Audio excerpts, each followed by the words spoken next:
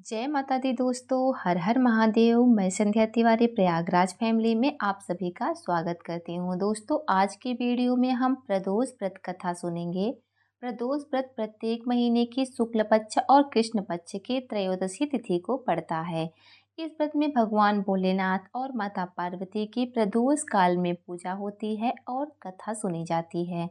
वैसे तो इस व्रत से अनेक प्रकार के पुण्य की प्राप्ति होती है, सभी प्रकार के कष्ट समाप्त होते हैं, किंतु विशेष रूप से यह पुत्र के लिए रखा जाता है। जिनको पुत्र हैं वह पुत्र की दीर्घायु और उज्जवल भविष्य के लिए कामना से यह व्रत करते हैं। जिनको पुत्र नहीं है वो पुत्र की प्राप्ति के लिए यह व्रत करते हैं। कथा पढ़ने या सुनने से पहले अपने हाथ में पुष्प और अक्षत ले लें। कथा समाप्त होने पर पुष्प और अक्षत भगवान को अर्पण कर दें। आइए सुनते हैं प्रदोष की व्रत कथा। शिव पुराण में वर्णित एक कथा के अनुसार प्राचीन काल में एक विधवा ब्राह्मणी अपने पुत्र को लेकर भिक्षा मांगने जाती और संध्या काल में लौटती थी। एक दिन जब वह भिक्षा लेकर लौट रही थी तो उसे नदी के किनारे एक सुंदर बालक दिखाई दिया जो विदर्भ देश का राजकुमार धर्मगुप्त था। शत्रुओं ने उसके पिता को मारकर उसका राज्य हड़प लिया था और उसकी माता की भी मृत्यु हो गई थी। ब्राह्मणी ने उस बालक को अपना पुत्र बना लिया और उसका पालन पोषण करने लगी। कुछ समय पश्चात ब्राह्मणी दोनों बालकों के साथ मंदिर गई। दैव योग से उसे महर्षि शालीन के दर्शन हुए। महर्षि के मुख से प्रदोष व्रत की महिमा सुनकर उस ब्राह्मणी ने ऋषि से पूजन की विधि पूछी। उसकी श्रद्धा और आग्रह से ऋषि ने उस ब्राह्मणी को शिव पूजन का उपयुक्त विधान बताया और उस ब्राह्मणी से कहा कि तुम अपने दोनों पुत्रों से भी शिव की पूजा कराओ। इस व्रत के प्रभाव से 1 वर्ष के पश्चात पूर्ण सिद्धि प्राप्त होती है। उस ब्राह्मणी ने महर्षि शालीन के वचन सुनकर उन बालकों के सहित मुनि के चरणों में प्रणाम किया और बोली, हे ब्राह्मण, आज मैं आपके दर्शन पाकर धन्य हो गई। मेरे ये दोनों कुमार आपके सेवक हैं, आप मेरा उद्धार कीजिए। ब्राह्मणी को शरणागत जानकर मुनि ने मधुर वचनों द्वारा दोनों कुमारों को शिव जी की आराधना विधि बताई। तब वे दोनों बालक और ब्राह्मणी मुनि को प्रणाम कर शिव मंदिर में चले गए। उस दिन से वे दोनों बालक मुनि की कथा अनुसार नियम पूर्वक प्रदोष व्रत काल में शिव जी की पूजा अर्चना करने लगे। पूजा करते हुए उन दोनों को 4 महीने बीत गए। एक दिन राजसूत की अनुपस्थिति में सूचिव्रत स्नान करने नदी किनारे चला गया और वहां जल क्रीड़ा करने लगा। संयोग से उसी समय उसी नदी के दरार में चमकता हुआ धन का बड़ा सा कलश दिखाई पड़ा। उस धन पूरित कलश को देखकर सूचिव्रत बहुत प्रसन्न हुए। उस कलश को वह सिर पर रखकर घर ले आए। कलश भूमि पर रखकर वह अपनी माता से बोला, हे माता, शिव जी की महिमा तो देखो, भगवान ने इस घड़े के रूप में हमें कितनी संपत्ति दी है। उसकी माता घड़े को देखकर आश्चर्य में पड़ गई और राजसूत को बुलाकर कहा, बेटे मेरी बात सुनो, तुम दोनों इस धन को आधा आधा बांट लो। माता की बात सुनकर सूचिव्रत बहुत प्रसन्न हुआ, परंतु राजसूत ने अपनी सहमति प्रकट करते हुए कहा कि हे माता, यह धन तो तेरे पुत्र के पुण्य से प्राप्त हुआ है। मैं इसमें किसी प्रकार का हिस्सा लेना नहीं चाहता, क्योंकि अपने हिस्से का कर्मफल मनुष्य स्वयं ही भोगता है। इस प्रकार शिव पूजन करते हुए एक ही घर में उन्हें 1 वर्ष व्यतीत हो गया। फिर एक दिन राजकुमार ब्राह्मणी के पुत्र के साथ बसंत ऋतु में वन विहार करने के लिए गया। वे दोनों जब वन में बहुत दूर निकल गए तो उन्हें वहां सैकड़ों गंधर्व कन्याएं खेलती हुई दिखाई पड़ी। कुमार उन गंधर्व कन्याओं को क्रीड़ा करते देखकर राजकुमार से बोला, यहाँ पर कन्याएं विहार कर रही हैं, इसलिए हम लोगों को अब और आगे नहीं जाना चाहिए, क्योंकि वे गंधर्व कन्याएं शीघ्र ही मनुष्यों के मन को मोहित कर लेती हैं। इसलिए मैं तो इन कन्याओं से दूर ही रहूंगा।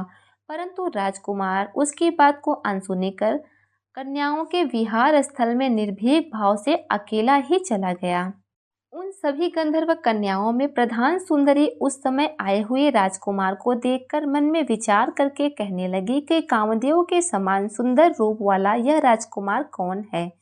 उस राजकुमार के साथ बातचीत करने के उद्देश्य से सुंदरी ने सखियों से कहा, तुम लोग निकट के वन में जाकर अशोक, चंपक आदि के ताजे फूल तोड़ लाओ, तब तक मैं तुम्हारी प्रतीक्षा यहीं करूंगी। उस गंधर्व कुमारी की बात सुनने के बाद सभी सखियां वहां से चली गई।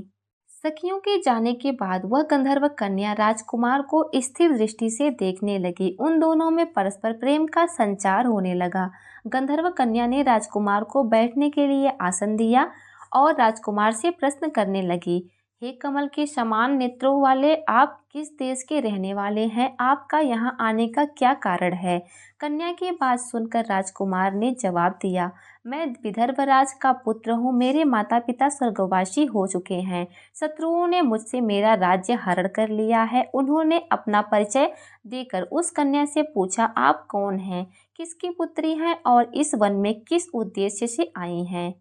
आप मुझसे क्या चाहती हैं? राजकुमार की बात सुनकर गंधर्व कन्या ने कहा कि मैं विद्र नामक गंधर्व की पुत्री अंशुमति हूँ। आपको देखकर आपसे बातचीत करने के लिए ही यहाँ पर सखियों का साथ छोड़कर मैं आई हूँ।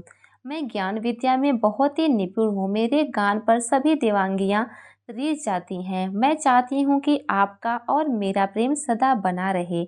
इतनी बात कहकर गंधर्व कन्या ने अपने गले का बहुमूल्य मुक्ताहार राजकुमार के गले में डाल दिया।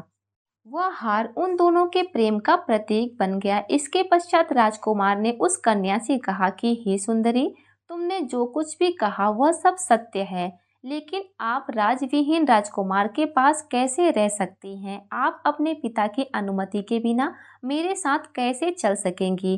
राजकुमार की बात सुनकर कन्या मुस्कुराकर कहने लगी, जो कुछ भी हो मैं अपनी इच्छा से आपका वरण करूंगी। अब आप परसों प्रातःकाल यहाँ आइएगा। मेरी बात कभी झूठी नहीं हो सकती। गंधर्व कन्या ऐसा कहकर पुनः अपने सखियों के पास चली गई। इधर वह राजकुमार भी शुचिव्रत के पास जाकर पहुंचा और अपना सारा वृत्तांत कह सुनाया। इसके बाद वे दोनों घर लौट गए। घर पहुंचकर उन दोनों ने ब्राह्मणी को सब हाल कह सुनाया, जिसे सुनकर पुनः ब्राह्मणी बहुत ही हर्षित हुई। गंधर्व कन्या द्वारा निश्चित दिन पर वह राजकुमार शुचिव्रत के साथ उसी वन में पहुंचा। वहां पहुंचकर उन दोनों ने देखा कि गंधराज अपनी पुत्री अंशुमति के साथ उपस्थित होकर प्रतीक्षा में बैठे हुए हैं। गंधर्व ने उन दोनों राजकुमारों का अभिनंदन करते हुए आसन पर बिठाया और राजकुमार से कहा, मैं परसों कैलाशपुरी को गया था। वहां पर भगवान शंकर पार्वती सहित विराजमान थे। उन्होंने मुझे अपने पास बुलाकर कहा, पृथ्वी पर राज्यच्युत होकर धर्मगुप्त नामक राजकुमार घूम रहा है। शत्रुओं ने उसके वंश को नष्ट कर दिया है। वह कुमार सदा ही भक्ति पूर्वक मेरी सेवा किया करता है, इसलिए तुम उसकी सहायता करो, जिससे वह अपने शत्रुओं पर विजय प्राप्त कर सके। इसलिए मैं भगवान शंकर की आज्ञा से अपनी पुत्री अंशुमति आपको सौंपता हूँ। मैं शत्रुओं के हाथ से गए हुए आपके राज्य को वापस दिला दूंगा। आप इस कन्या के साथ 10,000 वर्षों तक सुख भोग कर शिवलोक में आने पर भी मेरी पुत्री इस शरीर के साथ आपके साथ रहेगी। इतना कहकर गंधर्वराज ने अपनी पुत्री का विवाह राजकुमार के साथ कर दिया। दहेज में अनेक दास दासियां तथा शत्रुओं पर विजय पाने के लिए गंधर्वों की चतुरंगड़ी सेना भी दी। राजकुमार ने गंधर्वों की सहायता से शत्रुओं को नष्ट कर दिया और वह अपने नगर में प्रविष्ट हुआ। मंत्रियों ने राजकुमार को सिंहासन पर बैठाकर राज्याभिषेक किया। अब वह राजकुमार राज सुख भोगने लगा। जिस ब्राह्मणी ने उसका पालन पोषण किया था, उन्हें राजमाता के पद पर आसन दिया।